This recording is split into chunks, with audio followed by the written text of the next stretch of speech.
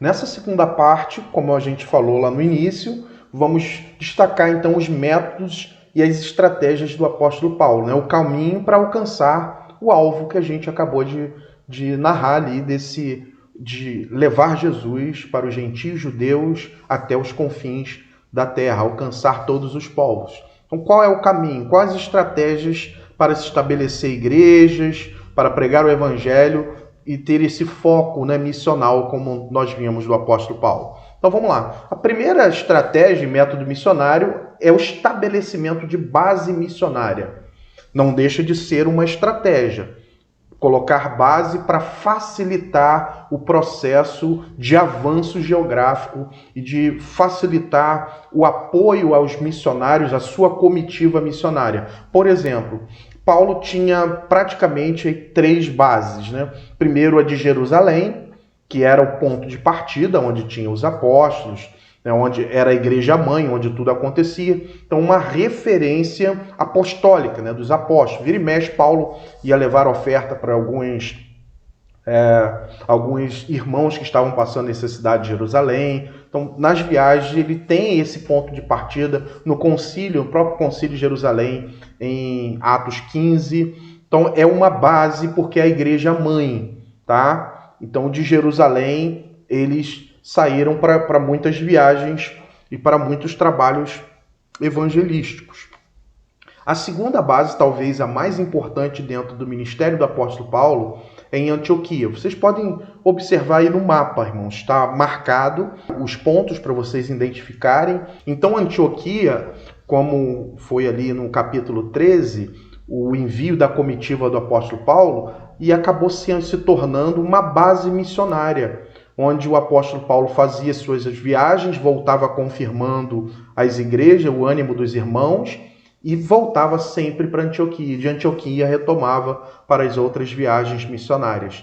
Agora, talvez essa estratégia de estabelecer Antioquia como base, talvez porque ela ficava entre os 2 mundos, né? O mundo semita, Jerusalém, e o mundo gentílico. Então você pode ver aí no mapa que logo abaixo de Antioquia, onde está marcado, abaixo você tem Jerusalém, e à frente, né, você tem a Europa, né, a Macedônia, a Ásia. Então tantas possibilidades, então ficava entre esses 2 mundos, então facilitava o acesso tanto ao retorno para Jerusalém, como de seguir adiante para as conquistas missionárias. E Roma? Roma era um desejo de Paulo, como a gente viu no texto anteriormente, o desejo dele de estabelecer a base em Roma para que ele pudesse chegar à Espanha e avançar cada vez mais. Então ele tinha esse pensamento de usar essa cidade para alcançar a própria Espanha. Outro ponto, talvez estratégico, é a evangelização. Talvez essa seja a principal, né, do apóstolo Paulo, é a evangelização abundante no poder do Espírito Santo. A pregação da palavra, o ensino da palavra de maneira fiel ao conteúdo bíblico. O apóstolo Paulo fez isso com maestria, de maneira muito abundante. Mas essa característica de uma pregação cheia do Espírito, né? Cheia do poder do Espírito Santo. Paulo era dirigido pelo Espírito. Então Paulo estava disposto a levar o Evangelho por onde quer que fosse, em toda a sua integridade, embora fosse condenado e perseguido por isso. Ele não cessava de pregar, mesmo com as perseguições em Éfeso, quando ele foi perseguido, Atos 20, 17 e 38, e mesmo com sua prisão em Roma, como diz em Atos 28, ele não cessava de pregar. É no poder do Espírito, na coragem do Espírito, Paulo então segue nesse poder, nessa coragem, nessa intrepidez, e ele não recua. E observamos em vários textos bíblicos, irmãos, que do início ao fim da sua jornada missional é o Espírito Santo que conduz todo o processo. Na dependência de Paulo, que Paulo tinha do Espírito Santo, da sua vida de oração. Veja que em Atos 13, 2, o Espírito o vocacionou, quando lá em Antioquia aconteceu o seu chamado, o seu envio. Deus o chamando, o Espírito Santo chamando. Disse o Espírito Santo, separa-me Paulo e Barnabé. É o Espírito, então, que envia, não só vocaciona, mas o Espírito que envia. Enviados pelo Espírito Santo descer a Seleucia, Atos 13, 4. Foi o Espírito também que no processo missional capacita o apóstolo. Veja em Atos 13:9, então Saulo, cheio do Espírito Santo, olhou firmemente para Elimas e ali exortou. Então veja que foi o Espírito, ele estando cheio, capacitou para fazer a obra, para pregar, para exortar, para encorajar. É o Espírito que sustenta na perseguição, nas lutas, nas angústias. Veja que em Atos 13, uma grande perseguição, mas a Bíblia diz, os discípulos continuavam cheios de alegria do Espírito Santo, apesar das perseguições. É o Espírito que sustenta a obra, que sustenta os servos de Deus mesmo nas grandes lutas e batalhas. E é o Espírito que direcionou o ministério do apóstolo Paulo. É o Espírito Santo que direcionava as estratégias do apóstolo Paulo. Não era apenas um papel elaborado da sabedoria humana do apóstolo Paulo, mas Paulo, sim, ele intentava e planejava, mas ele tinha a sensibilidade e deixando o Espírito governar as suas ações. Atos 16:6 diz que, tendo sido impedidos pelo Espírito Santo de pregar a palavra na província da Ásia. Ou seja, ele reconhece que na caminhada foi o próprio Espírito Santo que impediu ele de ir para uma certa cidade e de pregar numa certa cidade. Isso mostra que Paulo estava aberto à própria direção do Espírito. Veja, então desde a sua vocação até o final dos seus projetos, das suas estratégias, é o Espírito Santo que está na direção. É o Espírito Santo que controla todas as coisas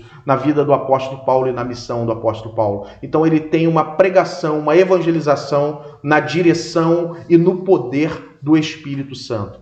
Como eu disse para vocês, Paulo também ele tinha uma evangelização de modo abundante. O Ronaldo Lidório, em seu livro Plantando Igrejas, ele vai dizer que uma das estratégias para a plantação de uma igreja é a evangelização abundante.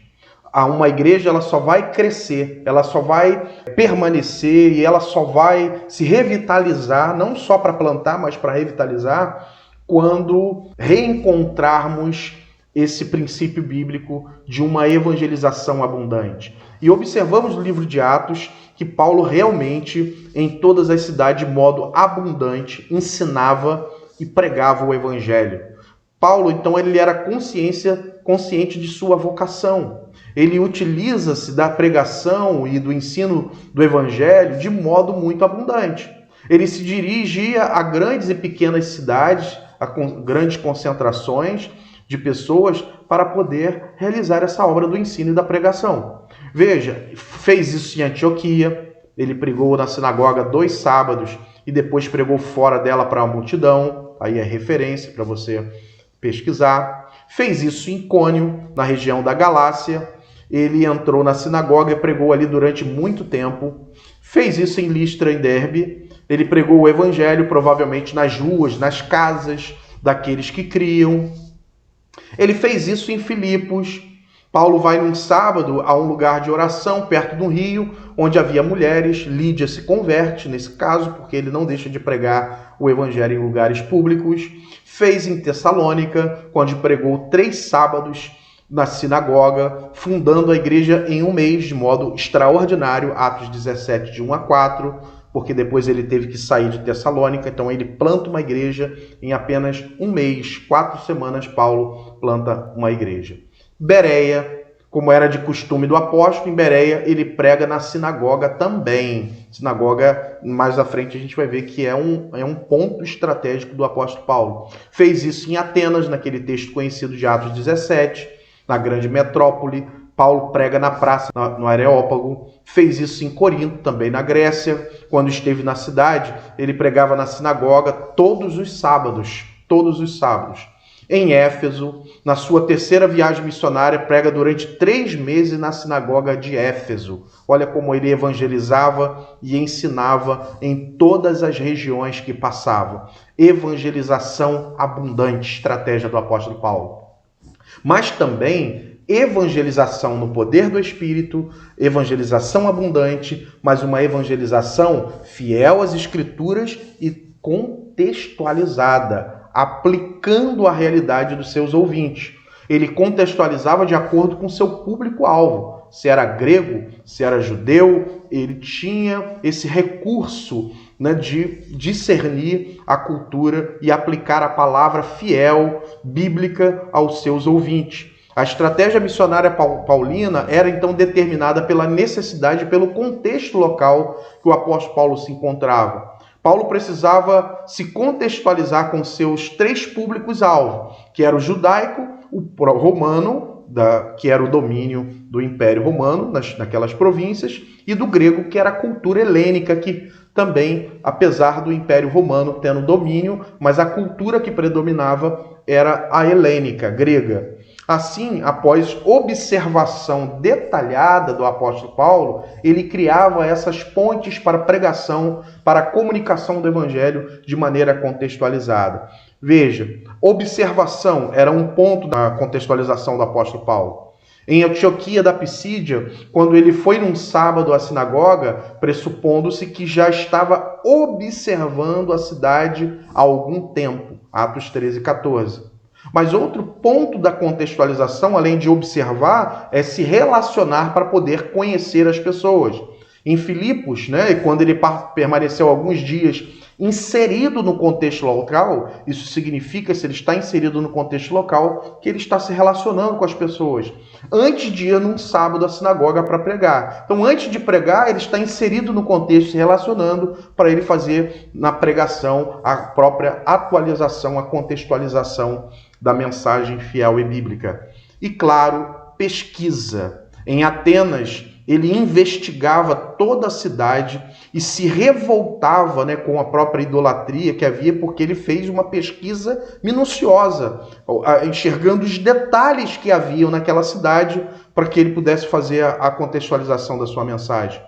Motivo que o impelia a pregar na sinagoga, na praça e depois, claro, no Areópago, na mensagem que a gente vê em Atos 17, 16 a 23.